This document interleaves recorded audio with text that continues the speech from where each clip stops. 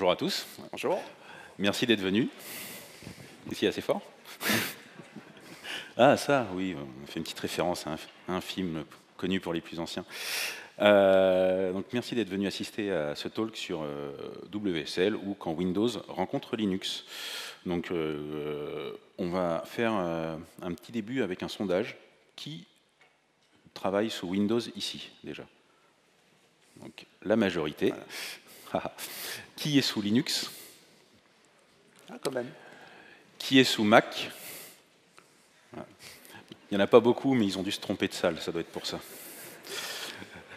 C'est normal. Donc en fait, une majorité sous Windows. C'est un peu la réalité aujourd'hui sur le marché, c'est qu'au final, surtout c'est les clients grands comptes en France, on bosse tous un peu sous Windows. Et donc aujourd'hui, on va vous parler de WSL. Donc la première étape, c'est déjà de nous présenter. Donc Julien Aumont, SRE chez Talen, et j'utilise Windows depuis 98, et que Windows depuis 98. Voilà, et donc moi, Aymeric Martineau, donc je travaille chez Zeniga en tant que consultant DevOps et j'utilise Linux tout le temps, enfin depuis 98. Voilà, donc la première chose, c'est qu'on va faire un point sur comment je fais pour utiliser Linux sous Windows dans le monde professionnel, les choix qu'on voit classiquement. Il y a déjà un premier choix qu'on peut faire, c'est qu'on voit assez encore, c'est d'avoir une machine, un serveur carrément dédié sous Linux. Il y a le pendant, c'est sur ma machine Windows, j'installe une VM, que ce soit VirtualBox ou VMware. Et donc là, j'installe un Linux classique. J'ai aussi le choix de Vagrant, qui est un projet qui va me permettre de piloter VirtualBox et d'industrialiser et de scripter la création de VM. Donc ça, c'est très pratique. Et puis, si je ne peux pas faire ça, je passe sous Cygwin, enfin, où j'utilise Cygwin. Donc Cygwin, pour rappel, c'est en fait des outils GNU et du monde libre qui sont recompilés pour Linux, avec l'inconvénient, c'est que tous les outils ne sont pas disponibles. Donc Windows Subsystem for Linux, qu'est-ce que c'est? Donc déjà, c'est sorti en 2016 sur Windows 10, et c'était à l'origine un wrapper en fait pour faire communiquer des commandes Linux avec le kernel Windows. C'était la V1. Il y avait pas mal de petits soucis. Par exemple, des problèmes de lenteur, des conflits avec les antivirus, j'en ai connu. Et c'était plutôt lent. Des fois, on pouvait avoir des latences à la commande. C'était pas super pratique. Par contre, l'avantage, c'est qu'on se débarrassait de Cygwin.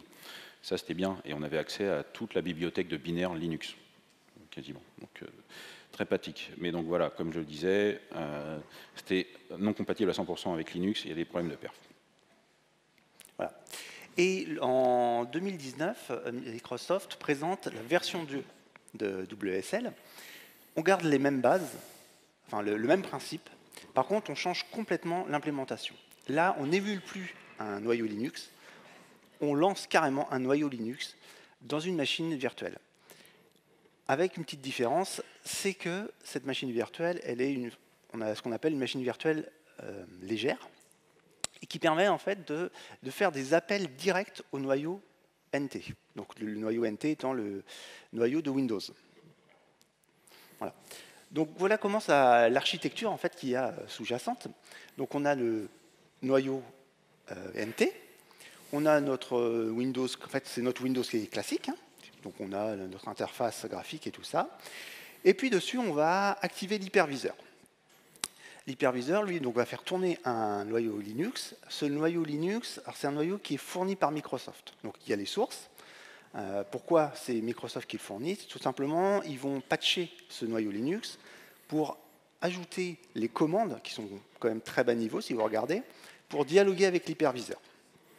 Et puis après, c'est un Linux classique, donc on a nos commandes normales. Par contre, il faut bien garder à l'esprit, tout au long de la conférence, que ce sont bien quand même deux machines virtuelles, enfin deux machines différentes, comme une machine virtuelle.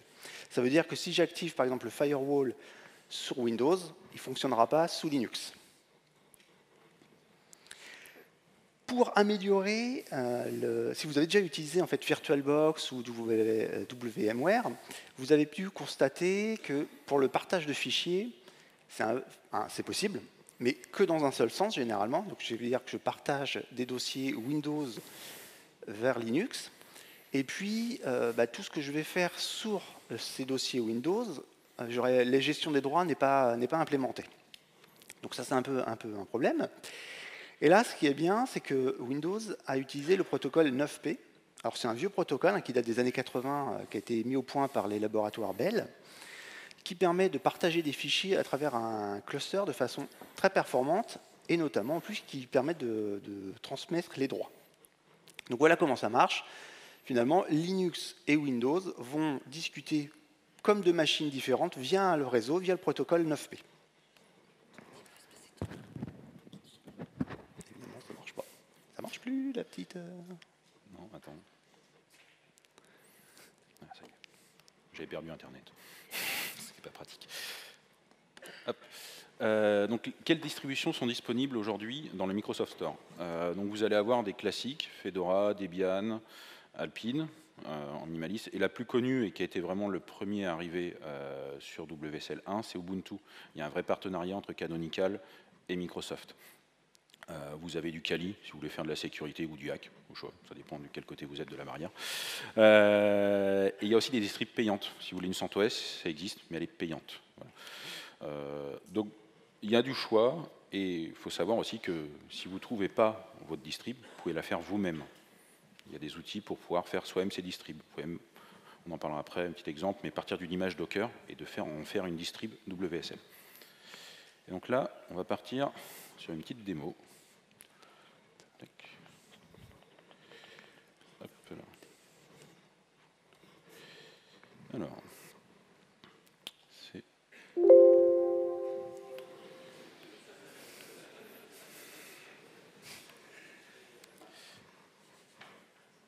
Non, c'est bon, j'ai retrouvé la souris. Ok, c'est parti.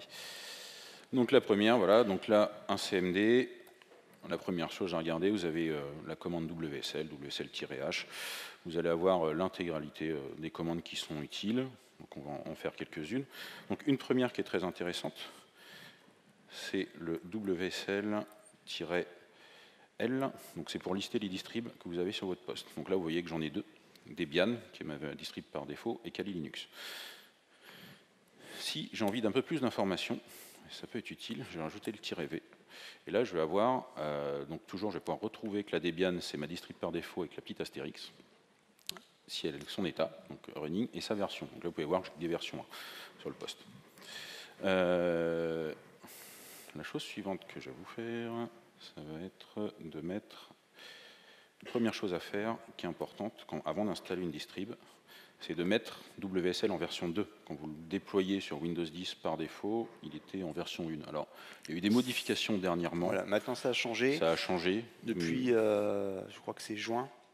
Par défaut, maintenant, quand vous créez une distribution, enfin, quand vous installez une distribution, c'est directement WSL2. Voilà. C'est quand même beaucoup plus pratique. Et si vous êtes sur un parc informatique au boulot où les mises à jour mettent un peu de temps à arriver, ça peut arriver. Bon, avec ça, au moins, vous êtes sûr d'être en WSL2. Après, donc, il y a deux techniques pour installer une distrib. La première, ça va être le Microsoft Store. Hop. Donc, on va aller rechercher dans le store, on va chercher Ubuntu. Et là, vous allez avoir une liste. Et donc là, on va prendre par exemple la dernière LTS, la 20.04. Et donc là, voilà. Alors, normalement, ici, il y a un petit bouton « Obtenir ». Bon, pour éviter l'effet démo, je ne l'ai pas téléchargé. C'est 500 MB quasiment à télécharger. C'est un tard. Donc là, je l'ai déjà téléchargé. Donc si vous mettez « Obtenir », vous pouvez la lancer. Il y a une autre technique qui maintenant est arrivée. C'est toujours le command line. Donc on va faire un "-l" pour lister. Mais cette fois-ci, on va rajouter l'option « Online ». Et en fait, ça va mettre les distribs gratuites dispo par défaut sur le store disponibles. Et après, ce que vous pouvez faire, c'est un WSL install -d. Hop. Donc on va prendre la dernière Ubuntu. Alors juste pour info, c'est vrai qu'on se fait souvent avoir. Il y a souvent ce petit paramètre, la "-d", parce qu'il faut spécifier le nom de la distribution. Ça, c'est vrai qu'on aurait pu mettre... Enfin, c'est un peu un truc bizarre, je trouve. On aurait pu mettre install, et puis directement le nom de la distribution. Mais non. C'est souvent dans les commandes, on est obligé de mettre le D. Je me suis fait avoir aussi. Voilà. Donc on va l'installer. Donc là, hop, la fenêtre est là, je vais la déplacer. Donc là, la distrib est en train de s'installer. Donc pendant qu'elle s'installe, parce que c'est un tar GZ qui se déploie, je ne sais pas si on voit bien, ça va être petit, mais on va repasser sur l'autre écran. Ça prend ça prend même pas 5 minutes. Hop. Ici, donc, ça c'est Hyper-V. Et ça, c'était juste pour vous montrer qu'en fait, là, j'ai juste une seule VM sur Hyper-V. C'est celle de Docker Desktop. Je ne vois pas de trace de mes WSL sur Hyper-V. Et pourtant, ce que disait Emeric, c'est sur la V2, c'est des micro-VM. Mais en fait, pour vous, c'est totalement transparent. Vous ne les verrez jamais dans Hyper-V, mais c'est bien Hyper-V qui les schedule et qui les lance derrière. Donc voilà. Donc normalement, voilà, hop, je vais juste rentrer mon username, Géomon, je vais mettre le password, hop, hop, voilà, hop, mon WSL est démarré. Donc là, il est démarré. Si là, par exemple, je tape la commande WSL pour lancer, c'est pas celui-là qui va se lancer, c'est pas le WSL par défaut. Donc ce qu'on va faire, c'est un WSL-S de Ubuntu. Donc là, je l'ai mis en par défaut, WSL. Voilà, donc là, je suis sur mon instance WSL. Donc on va juste vérifier que je ne dis pas de bêtises, donc faire un uname-a. Donc là, on voit qu'on est bien sur un Linux, sur un kernel Microsoft, WSL2. Et pour vérifier qu'on est bien sur Ubuntu, on va regarder la release. Et donc là, je suis bien sur une distrib Ubuntu, la 20.04.3 en LTS. Donc je ne vous ai pas menti. Après, qu'est-ce qu'il y a d'autre? Le home. Donc ici, vous allez avoir le home de votre distrib, classique. Et un point qui va être intéressant pour pas mal de monde, c'est que vous allez avoir vos disques Windows montés par défaut dans le WSL. Donc dans /mnt, C. Donc là, je suis directement sur mon disque C. Si je fais un LL, donc voilà, vous allez voir. Donc là, c'est les installs, vous allez avoir le programme files, etc. Vous retrouvez bien toute l'intégralité de votre Windows accessible depuis WSL. Donc, fin de cette petite démo. Hop. Et hop là.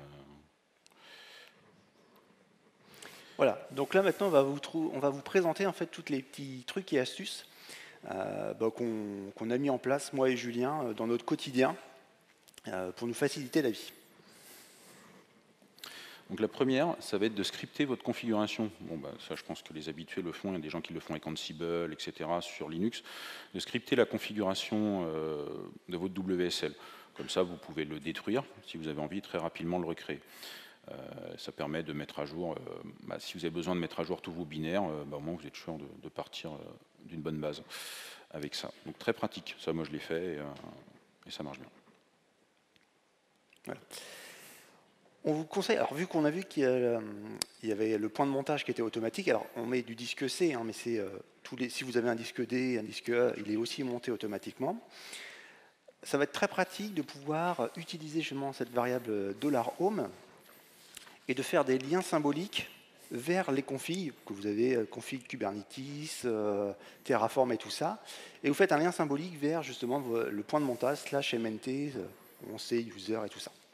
Ça vous permet plusieurs choses, c'est que si vous devez, pour une raison ou pour une autre, supprimer votre distribution, vous avez encore ces fichiers-là. Et puis, si vous avez plusieurs distributions, c'est intéressant, c'est que finalement, les fichiers de config passent de l'un à l'autre sans rien faire, juste à démarrer. Utilisez les liens symboliques. Il y a des clients que vous allez utiliser comme le AWS, Cube, SSH, le point Azure. Vous allez avoir des parties qui pourront être sur Windows, sur votre Windows, mais aussi sous Linux. Donc faites des liens symboliques tout simplement, mettez-les par défaut dans votre répertoire de user Windows et faites un lien symbolique sur votre WSL, vous récupérez toutes les confs, les cubes config, et vous allez pouvoir aussi inversement, si par exemple vous utilisez AWS avec du SSO, récupérer les tokens générés par le SSO sous WSL, sous Windows, et c'est utile par exemple pour Lens, pour accéder au cluster Kubernetes. Lens, pour ceux qui ne connaissent peut-être pas, c'est une application graphique qui permet de piloter un cluster cube, par exemple. Voilà. Ce qui est très très pratique aussi, donc on a vu avec le protocole 9P, là on voyait enfin, je l'ai expliqué, ça dialogue très facilement. Et ce qui est vraiment génial, c'est qu'ils ont intégré donc un nom spécial, qui est le anti/WSL $, et qui va nous afficher dans l'explorateur toutes les distributions qui sont en cours, et on va pouvoir accéder directement au système de fichiers. Donc ça veut dire qu'on n'a pas besoin de faire du SSH ou tout ça. Donc quand les gens sont plus habitués à l'explorateur Windows, bon, bah forcément c'est très pratique. Et puis en plus, bah, vous verrez qu'en termes de performance, c'est vraiment génial. Vous allez aussi avoir la possibilité de backup et restore votre WSL. Ça peut être utile, on verra après, pour faire des WSL à distribuer en entreprise. Donc là, en fait, avec ça, vous avez, c'est juste une distri WSL, c'est juste un tar, en fait. Et en fait, vous avez la commande qui permet d'exporter ce tar. Donc ça reprend ce que vous aviez, ça l'exporte. Vous pouvez le filer à un copain, si vous avez envie, pour qu'il utilise la même conf que vous. Donc ça peut être utile pour reproduire des bugs ou pour distribuer une installation particulière. Et surtout, ça permet de dupliquer des distribs. Typiquement, là, par la commande line classique, je ne pourrais pas réinstaller une deuxième Ubuntu 20.04. Là, il ne le permet pas. Avec ça, ça permet de renommer la distrib et de la redéployer avec un autre nom. Donc de pouvoir cumuler les Ubuntu 20.04, par exemple. Voilà. Il y a aussi quelque chose que vous avez certainement déjà dû utiliser, c'est le Docker Desktop. Là, avec WSL, finalement, pour l'utilisateur, ça va être entre guillemets à peu près transparent. Enfin, quoique, l'intégration est vraiment poussée. Donc, ça utilise le back-end WSL. C'est beaucoup plus fluide, beaucoup plus rapide. Et l'utilisation est vraiment très, très confortable. Donc, ça, il y a une deuxième démo qui arrive après. Et donc, on va vous montrer cet avantage-là. Il y a sur le site officiel de Docker vraiment toute la documentation qui explique très très bien comment, bon, il n'y a pas grand chose à faire derrière, mais comment justement l'installer, et puis toutes les bonnes pratiques. C'est pareil, c'est pas énorme, mais voilà. Et donc une autre intégration qui est très intéressante qui a été faite par Microsoft, c'est VS Code plus WSL. Aujourd'hui, vous pouvez démarrer un serveur, on va voir l'exemple après, VS Code sur votre WSL, et en fait votre client sera démarré sous Windows. Et donc en fait, ça permet depuis directement VS Code d'interagir avec votre WSL, donc d'avoir installé par exemple Go, Python, Java sur le WSL, et de directement être sous Windows sur votre VS Code. Donc très pratique. Et donc là, bah, le petit schéma, hein, c'est tout simple, quoi. Et c'est vraiment un système de client-serveur. Et donc là, encore une petite démo. Une nouvelle démo. Surprise. Tac, tac, tac. Alors, la première chose que je vais vous faire voir, c'est quelque chose que j'ai oublié de vous faire voir tout à l'heure. Il y a une petite technique au niveau des droits sur les fichiers. Il faut savoir, vos fichiers Windows ont des droits, et les fichiers Linux en ont d'autres. La problématique, c'est quand vous allez avoir des fichiers qui vont être utilisés à la fois sur Windows et Linux, vous pouvez avoir un conflit de droits. Il y a une petite technique pour l'éviter. Ça va être de faire une petite conf dans un fichier qui s'appelle wsl.conf. Alors, il y a d'autres configurations possibles. Là, on va juste vous en faire voir une. Voilà. Et donc là,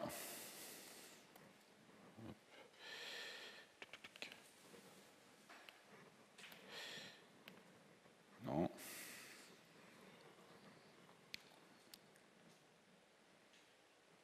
Player, try again. Non, toujours pas.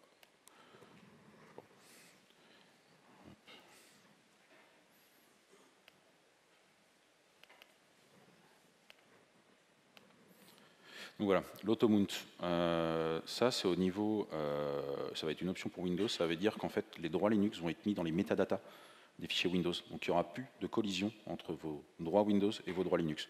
Ils auront des droits sur WSL et des droits sur Windows. Donc voilà. Ça va éviter par exemple d'avoir des fichiers avec le fameux chmod 777 sur tous vos fichiers en fait. Et le dernier truc à faire pour ça, c'est de remettre un chmod pour le rendre utilisable pour tous les utilisateurs de votre WSL. Donc voilà, ça c'était un petit truc rapide. La suite, c'est qu'on va parler un peu Docker. Et donc pour ça, je vais vous faire voir Docker for Desktop. J'espère qu'on le voit bien. Yes, c'est tout bon. Donc on va aller chercher les paramètres de Docker for Desktop. Donc vous allez voir ici en fait qu'il y a une option qui est apparue sur Docker for Desktop qui est Use WSL2 Base Engine. Alors avec les dernières versions de Docker Desktop, quand vous l'installez, par défaut c'est ça qui est activé. Mais avant ça ne l'était pas. Et quand on ne l'active pas, il se passe quoi? Comme vous avez pu le voir tout à l'heure sur Hyper-V, quand je vous l'ai fait voir, il y avait une VM, c'était la VM de Docker en fait, sur Windows.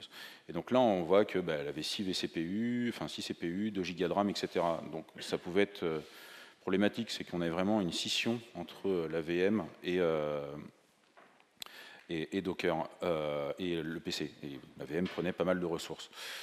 Donc là, on va passer sur WSL2 et puis on va le laisser redémarrer parce que hop, ça prend un petit peu de temps. Et je vais vous faire voir en attendant un autre petit truc qu'on vous a fait voir tout à l'heure pour vous dire, prouver que c'était pas faux. Hop là. Donc le petit type qu'a donné tout à l'heure Émeric avec l'anti-slash WSL. Donc voilà, là en fait ici je retrouve les différents WSL que j'ai de démarrer. Bien le prendre en compte, c'est qu'avec ce petit tips là, vous pouvez n'accéder que des WSL qui sont démarrés. Ceux qui sont inactifs, vous ne les verrez pas là. Et donc là, on retrouve mon Ubuntu. Si je vais dans le Home, on retrouve mes fichiers. On va voir qu'il y en a quelques autres qui sont apparus. On va en parler après.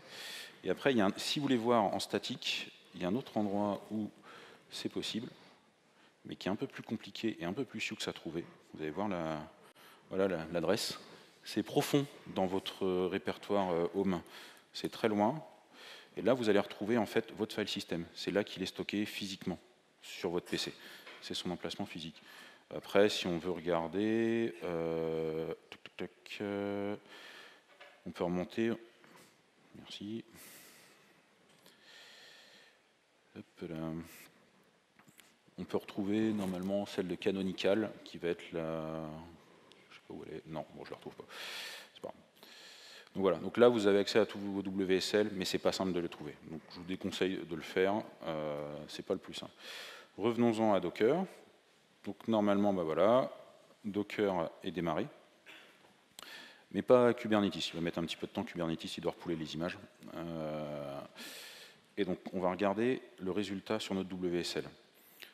Quand vous activez Docker sur un WSL, par défaut, en fait, si on retourne dans le Home, il va s'il trouve des profils AWS Azure dans votre Home Windows, il va vous faire des liens symboliques automatiquement. J'ai rien fait, c'est lui qui les a fait. Il va créer le point cube, il ne sait pas le faire encore automatiquement, j'ai l'impression. Par contre, il y a un truc qui est encore plus intéressant, c'est que vous avez pu vous préoccuper d'installer vos binaires Docker ou kubectl. Ils sont installés par défaut. Il vous les déploie pour vous sur votre WSL. Avec les dernières versions, il déploie aussi la dernière version de Docker Compose, je crois. Donc voilà. L'autre point qu'on avait vu, il y a l'écran qui demande s'il faut l'éteindre juste devant, pour la régie. Voilà. J'en étais où? Ah oui, VS Code. Il y a un autre truc sympa, c'est qu'en fait, comme je vous le disais tout à l'heure sur VS Code, hop. Perso, je dois avoir le répertoire. Voilà. Si par exemple je fais ça, et bien là en fait il va télécharger le VS Code Server sur votre WSL. Donc aux première installation, il télécharge. Et ce que je vous ai fait, c'est que je vous ai déjà ouvert un VS Code qui tourne sur un WSL. J'ai plus d'écran. Ici. Et donc la différence. Ah bah voilà, l'autre se démarre aussi. Hop. Donc ici, en fait, je ne sais pas si vous allez bien le voir, si je retrouve ma souris. En bas à droite, si tu peux pointer, Émeric. En bas à gauche, pardon. Là. Ici, vous allez avoir écrit WSL Debian. Ça vous indique que vous êtes sur un Windows System Linux Debian. Et derrière, ici, vous voyez dans le terminal, en fait, j'ai mon command line WSL d'actif. Donc si je vais dans /mnt, c'est dans le home, pardon, je retrouve tous les fichiers de mon home. Et puis il y a un truc qui est marrant, c'est que je peux faire par exemple un petit canefs si j'ai envie. Si mon cluster cube est démarré, voilà, il est démarré. Et donc là, en fait, on retrouve, je suis sur le cluster cube du Docker Desktop, donc c'est un mini-cube intégré, ou pas, non, c'est des images Docker maintenant.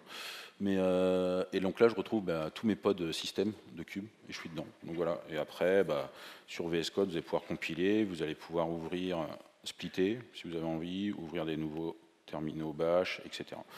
Donc voilà, ça c'est plutôt sympa et pratique. Et donc c'est terminé pour les démos.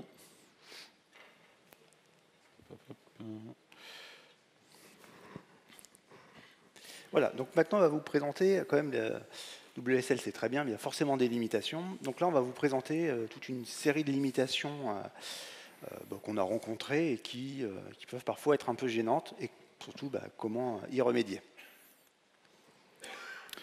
Donc aujourd'hui, un des petits soucis, c'est que l'USB n'est pas supporté sur WSL. Alors, vos claviers souris sont supportés, etc. Par contre, si par exemple vous voulez utiliser un Arduino et le programmer depuis WSL, vous ne pourrez pas. Il faut le savoir. C'est une contrainte. Aujourd'hui, ils n'ont pas d'annonce officielle pour savoir quand ça arrive. Mais vu tout ce qui modifie en ce moment, il y a des chances que ça arrive. Voilà. Ça, c'est plus à la destination des administrateurs Windows. Les GPO, donc c'est les Group Policy Objects, c'est avec ça qu'on configure finalement tout un parc Windows, que ce soit des machines, des PC, des serveurs et tout ça. Il n'y a rien aujourd'hui pour administrer ça. Il n'y a pas de GPO pour administrer justement WSL, donc limiter les distributions à installer, qui a le droit d'installer, avec quel compte et tout ça. Donc ça veut dire qu'effectivement, si on autorise l'installation de WSL et l'utilisation de WSL sur un PC dans une entreprise, on n'a aucun moyen de savoir de limiter tout ça. Donc, entre guillemets, au niveau administration, il y a un petit risque. Un des autres points, si vous l'avez vu, quand j'ai créé mon WSL, j'ai dû rentrer un user mot de passe. Il n'y a pas de synchronisation entre votre user Windows, vos users, et ceux que vous avez sur WSL. Vous devez en recréer un chaque fois avec un nouveau password, etc., que vous devez retenir, parce qu'il vous servira pour toutes les commandes sudo. C'est pas ultra pratique, c'est une demande qui a été faite par la communauté que ça arrive aussi. Voilà. Alors, si vous voulez gérer WSL, donc on a vu, il y a une command line, mais elle est encore limitée. Il y a certaines choses que vous n'allez pas pouvoir faire avec la command line. Il va falloir aller fouiller dans la base de registre ou utiliser les API Windows. Donc ça, c'est un petit peu pénible pour faire certaines choses. Par exemple, renommer une distribution que vous avez installée, d'origine, c'est pas possible. Donc là, c'était aussi pour étudier le toll. Donc moi, j'ai fait un petit outil open source, si ça vous intéresse de contribuer, justement pour faciliter, pour pallier tous ces manques actuellement. Les performances, alors j'en ai abordé tout au début de la présentation sur WSL 1. Il y a aussi des problèmes de performance avec WSL 2. Alors globalement, au niveau latence, temps de démarrage, ça n'a rien à voir, c'est beaucoup plus rapide que le 1. C'est même très rapide. Le hic qu'il y a, c'est avec le protocole 9P, les performances avec le file system Windows ne sont pas terribles. Alors si comme moi vous êtes SRE, vous faites du Terraform, de l'Ansible, du Cube, ça pose aucun problème. Vous pouvez descendre tous vos repos Git sur votre file system Windows. Par contre, si vous avez de la compilation à faire, Java, du NPM, enfin tout ce que vous voulez, du Go, il faut privilégier de mettre vos données Git, vos descentes GitHub sur le file system du WSL. Sinon, vous allez avoir des gros problèmes de temps de latence. Enfin, vous allez voir des fois 10, des fois de temps de compilation. Donc ça, pour l'instant, il n'y a pas de nouvelles, il ne prévoit pas de le corriger. C'est assez compliqué dans le sens où on passe quand même par du réseau. Oui. Donc, voilà. Donc il y a forcément une latence, même si c'est sur la même machine, au niveau réseau. Voilà, c'est juste, en tant que dev, c'est pour la compilation, ça peut être un peu gênant sur les gros projets. Donc là, on va parler d'une utilisation avancée de WSL. Voilà.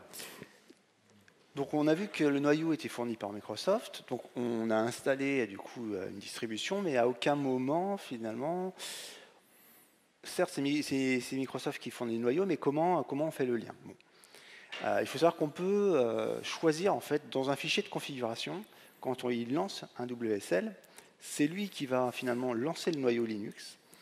Et on peut simplement, via une ligne, 2 lignes dans un fichier de configuration, dire quelle version de noyau Linux on veut pour telle distribution. Donc ça, c'est super pratique, par exemple, pour faire des tests de compatibilité avec une montée de version de noyau, par exemple.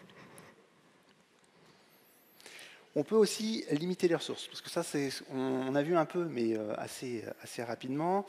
Quand on crée une VM, notamment pour Docker, on voyait, on spécifiait toutes les ressources. Là, nous, on lance et finalement, on ne lui dit rien. Donc, par défaut, il prend 50% de mémoire ou, ça a été récemment corrigé, 8 gigas maximum. Mais ça, c'est pareil, en fait, on peut lui dire à WSL, bah non, tu peux utiliser tant de CPU maximum, tant de mémoire maximum. Donc, on a vraiment le contrôle sur WSL et sur son impact. Voilà. Il y a une chose, je crois qu'il y en a entendu plus tout à l'heure quand il y a des gens qui sont installés, il y a quelqu'un qui parlait de Vagrant. On peut utiliser Vagrant directement avec WSL, mais, et c'est finalement ce que nous a dit Julien un peu, c'est qu'on peut tout scripter déjà. Donc là, moi personnellement, s'il y a des gens dans la salle qui l'ont utilisé, on serait intéressé d'avoir un retour, parce que j'ai du mal à comprendre du coup l'intérêt de Vagrant avec WSL2, parce que finalement il fournit quasiment tout de base, quoi. Et donc ça, je vous en ai parlé tout à l'heure. Si vous avez envie, il y a un petit outil, alors je crois qu'il y en a encore un autre, EasyWSL. Donc ça vous permet de convertir une image Docker en distrib WSL, tout simplement. Donc c'est plutôt pratique. Et donc si vous avez une image Docker avec un Postgre, vous le convertissez en WSL et vous retrouvez qu'un WSL avec un Postgre déployé sur votre poste. Le retour d'expérience. Voilà. J'engage. Le retour d'expérience, donc moi ça va faire 3 ans que j'utilise WSL au quotidien en boulot, chez Talen, en tant que SRE. Ça a été un peu dur au début où j'étais un des seuls SRE sous Windows, donc ça trollait pas mal. Mais au final ça marche très bien. Hormis les problèmes avec la V1, j'ai beaucoup travaillé avec la V1 de latence et surtout les problèmes d'antivirus que j'ai eu avec le premier antivirus que j'ai eu chez Talen, qui ralentissait le WSL. Hormis ça, ça s'est super bien passé. Et ça marche très très bien. Et en fait, on n'est pas ralenti en termes d'efficacité. Et derrière, comme on a de la suite Office pour tout ce qui est documents Word, Excel, PowerPoint, pour Zoom, etc., j'ai jamais eu de soucis de plantage de Zoom, etc., de galère avec l'éditeur online de Microsoft. Pas de souci pour moi. Donc j'ai gardé le meilleur des deux mondes, le command line pour tout ce qui est les tâches SRE et puis le reste pour on va dire toute la bureautique classique qu'on peut trouver sous Windows. Voilà, moi je suis passé en début d'année, en janvier, pour une raison simple. Alors moi j'étais vraiment que Linux, donc j'avais mon PC portable sous Linux, mais régulièrement j'avais des problèmes de driver ou même certaines applis de vidéoconférences très connues qui surchargent complètement le processeur. Enfin bon. Et donc régulièrement, qu'est-ce que j'avais? J'avais ma machine qui rebootait, parce qu'il y avait un plantage. Puis du coup, ma rencontre avec Julien, je dis tiens, je vais essayer WSL et faut bien avouer que ça marche en fait. Hein, voilà. Là, j'ai plus un PC qui reboot tout le temps, je ne sais pas pourquoi. Et je peux travailler de façon totalement transparente. Bon, c'est vrai que moi, je fais beaucoup de tout ce qui va être Kubernetes ou script shell. Mais finalement, pour le travail, voilà, j'ai donc mon Windows. Je peux aller chez un client qui est sous Windows et avoir tous les outils Windows qui sont référencés, travailler sous Linux de façon transparente et sans avoir de problème, quoi. Alors qu'avant, j'en avais quand même un petit peu. Donc, qu'est-ce qui arrive avec WSL ou qui est déjà en cours? Il y a pas mal de changements dernièrement avec la sortie de Windows 11. Alors, ils avaient annoncé pas mal de features et ils ont ralenti pas mal les choses pour que ça arrive avec Windows 11. Windows 11 est ce qu'il est, avec ses problématiques de compatibilité, mais il y a quand même pas mal de choses très intéressantes qui sont sorties. Donc déjà, il va y avoir l'accélération GPU, et celle-là, elle est aussi sortie sur Windows 10. Elle vient de sortir. C'est assez récent, effectivement. Voilà. Enfin, au départ, c'était repoussé. Et puis finalement, là, sur l'update 21H2, eh bien, il y aura l'accès GPU. Alors, ça veut dire quoi? Ça veut dire que sous votre Linux, vous pourrez, du coup, comment on dit, la cryptographie, miner du Bitcoin et tout ça, si vous voulez, ou faire des calculs de data et tout ça. Un autre point intéressant, c'est les GUI Linux. Avant, vous étiez obligé d'utiliser un serveur X pour afficher une UI démarrée sous Linux. Sur Windows 11, c'est fini, c'est en natif. Donc en fait, quand vous démarrez par exemple un Chrome sous Linux, ça sera une fenêtre Chrome Windows en fait. Il n'y aura plus besoin de serveur X. Ça, c'est plutôt cool. Autre point intéressant, c'est qu'il y a eu une refonte du store sous Windows 11. Et là maintenant, en fait, WSL est directement installable depuis le store. Donc j'espère qu'il n'y aura plus les redémarrages comme avant, parce qu'avant, quand vous l'installiez sur Windows 10, il fallait dans les paramètres du panneau de configuration sélectionner les fonctionnalités. C'était pas super pratique, il fallait obligatoirement un reboot. C'est pour ça que je ne vous l'ai pas fait voir, parce que rebooter le PC pendant la démo, ça n'aurait pas été très fun. Donc voilà, donc ça aujourd'hui, c'est installable depuis le store, qui est refondu, et il devrait normalement y avoir des nouvelles distribs qui devraient arriver prochainement. Qu'est-ce qu'il y avait d'autre de nouveau ? Non, c'était un truc important quand même qui est tout neuf, qui est en preview actuellement, c'est que là on a un Windows Subsystem for Linux, il y a Windows Subsystem for Android qui arrive. Vous pourrez installer directement vos applis Android sous Windows, c'est-à-dire avoir vos applis entre Android utilisables sur votre PC directement. Ça, j'ai pas encore essayé, et c'est que sur Windows 11, et je suis pas sous Windows 11. Donc voilà. Donc tout ça pour vous dire qu'en fait c'est une belle histoire d'amour qui commence. Alors on ne sait pas trop si Linux a été vraiment consentant à la base. Voilà, mais en tous les cas on y est. Et ça change vraiment la vie quand vous bossez sous Windows. J'ai connu la période obscure de Cygwin, essayer de faire marcher certains binaires, ou après, ou sinon on est obligé de travailler sur des serveurs distants pour avoir du Linux. Bon là en fait tout est en local et vous retrouvez une expérience de dev, moi je trouve totalement comparable à Linux, mais avec tous les avantages de Windows sur la bureautique et le côté moins galère des fois des drivers. Et puis ça montre aussi que il y a eu un changement quand même chez Microsoft. Si vous avez connu les discours de... j'ai oublié son nom. Celui qui était un peu chaud. Palmer, voilà, merci. Qui disait que l'open source était le cancer voilà, là, on voit qu'il y a eu vraiment une ouverture et puis une prise en compte de la réalité. Linux, on ne peut pas l'ignorer, même s'il n'est pas forcément partout comme on voudrait. Donc, ils prennent en compte ça, ils intègrent ça. Sous Windows 11, effectivement, c'est encore plus facile à installer. Donc, voilà, on voit que Microsoft, quand même, depuis déjà quelques années, s'est bien ouvert au monde de l'open source ou même à d'autres choses qu'eux-mêmes. Et ça facilite vraiment grandement la vie. Et on espère que ça va continuer et qu'ils vont effectivement... Après, ils ont les mauvaises habitudes, on la vie dure, parce qu'en ce moment, ça se referme un peu aussi.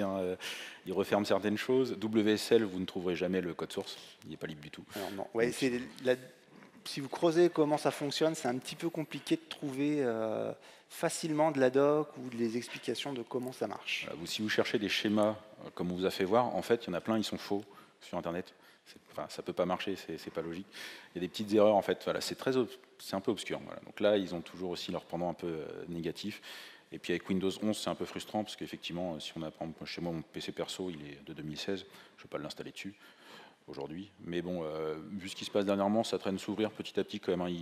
Là, il y a des gens qui ont pu mettre à jour des PC non compatibles avec la dernière mise à jour de Windows 11. Donc au final, ils peuvent updater leur système. Donc, une chance que ça s'améliore. Voilà. Après, la suite, quelques liens intéressants. Les slides seront disponibles après la presse sur le site du DevFest normalement. Donc là, par exemple, la doc officielle WSL. Donc là, vous avez comment l'installation Windows 10, une comparaison entre WSL 1 et WSL 2, par exemple. Awesome List, donc il y a une Awesome List sur WSL, il y a énormément de choses dedans. Et si vous avez une question, en général, vous trouvez la réponse ici. La WSL Conf 2020, alors il y a eu une conf sur WSL, elle n'a pas été rééditée en 2021, je ne sais pas si elle aura lieu en 2022, mais il y a eu une WSL Conf 2020, il y a un certain nombre de vidéos, on verra si ça revient. Voilà, après il y a pas mal de tutoriels qu'on peut trouver sur Internet. Ça reste quand même assez simple d'utilisation de WSL, mais voilà, comment configurer telle chose ou telle chose. Vous verrez, il y a maintenant pas mal de ressources. Alors, juste dans le lien précédent, le deuxième, c'est l'officiel Kubernetes, qui est sur le site web de Kubernetes. Le premier, Je l'avais trouvé, il est vraiment bien. Le mec a vraiment été jusqu'au bout. Il a fait WSL2, ZSH, Docker, il a fait tout son setup. C'est vraiment pratique. Si vous voulez arriver à un truc fini, fonctionnel, vous le suivez, celui-là, il est vraiment sympa.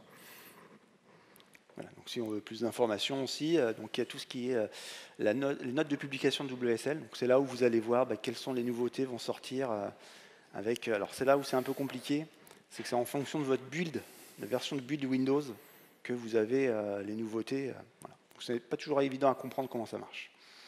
Voilà. Et donc maintenant, si c'est tout vous pour avez nous.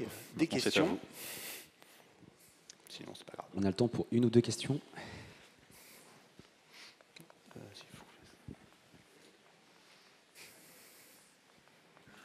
Bonjour, merci pour la présentation. Ma question elle concerne le réseau. Comment ça fonctionne? Est-ce qu'il y a une sorte de réseau virtuel, Hostinat? Alors non, finalement il n'y a pas vraiment de... WSL en fait accède directement à ta carte réseau. Donc c'est pour ça que si tu mets un firewall, il y a un petit truc pour simplifier en fait, mais en fait lui il va discuter avec ta carte réseau. Par contre en interne effectivement il va configurer des choses pour avoir un lien plus facile pour que toi tu n'aies pas par exemple à donner de l'adresse IP tout ça à la communiquer. Mais on va dire, du point de vue de l'utilisateur, c'est vraiment transparent. C'est comme s'il accédait à ta carte réseau et ça passait tout seul. Mais il faut bien se souvenir que derrière, c'est une machine virtuelle. Donc, ce n'est pas tout à fait comme ça que ça marche. Mais pour ne pas rentrer trop dans le détail, voilà, tu peux te dire ça, quoi. Moi, j'ai une mauvaise expérience du réseau sous WSL2. J'utilise plus le WSL depuis sur le PC Windows du client parce que justement depuis que je suis passé du 1 au 2, j'ai plus de réseau. Voilà. Je peux plus atteindre. Je peux plus rien atteindre. Les pings terminent dans l'espace. J'ai essayé de regarder un peu. La seule hypothèse, c'est qu'en silencieux, l'antivirus bloquerait parce qu'il voit les trames réseau venir d'une autre adresse IP.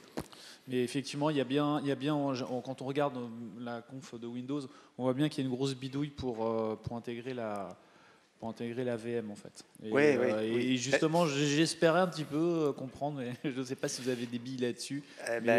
C'est là où c'est un peu le défaut, c'est que quand on creuse le sujet, c'est pas grand-chose. Il n'y a pas grand-chose. Il y a le blog de Microsoft qui va vous présenter des trucs, mais quand vous voulez vraiment rentrer dans le sujet, ça reste encore un peu fermé au niveau documentation.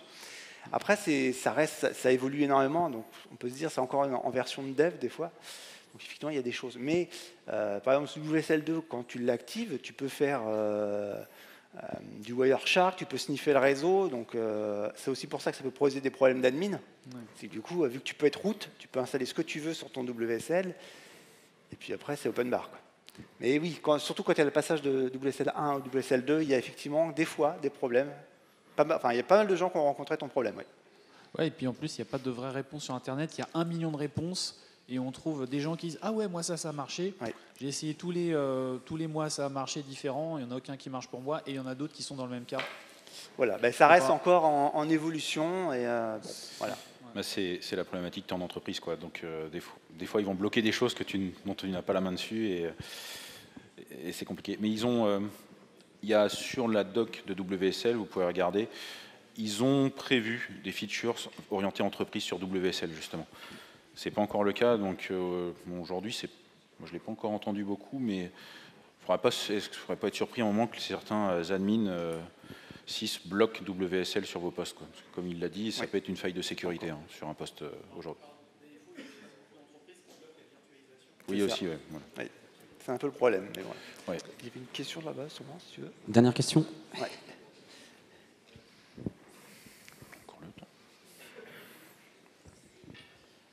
J'ai vu qu'on pouvait du coup utiliser des applications directement nativement. Est-ce qu'on peut carrément utiliser un Window Manager de Linux qui remplacer l'interface de Windows qui, moi, ne va pas? Oui, je vois ce que tu veux dire. Alors, faut aller. Ils ont expliqué en fait sur le blog. Non, j'ai pas essayé, donc parce qu'il faudrait être en Windows 11. Mais quand tu regardes comment ça marche, en fait, c'est que finalement ils mettent un serveur X et tout ça. Alors c'est pas vraiment un serveur X, mais je pense que si tu mets un Windows Manager, bah, ça va rien. Je pense pas que ça va donner quelque chose d'intéressant parce que là, en fait, quand soit ça va s'afficher, tu vas avoir vraiment le contour Windows. Par contre, l'intérieur de ta fenêtre, ça sera, bah, si c'est une application faite par GNOME, bah, tu verras les boutons type GNOME, alors que si c'est du Qt, les boutons sont un petit peu différents. Donc, on n'a pas essayé parce que bah, du coup, moi, j'ai pas de machine compatible Windows 11. Donc voilà. Mais ça sera intéressant d'essayer, ouais. Ok, merci Julien, merci Émeric.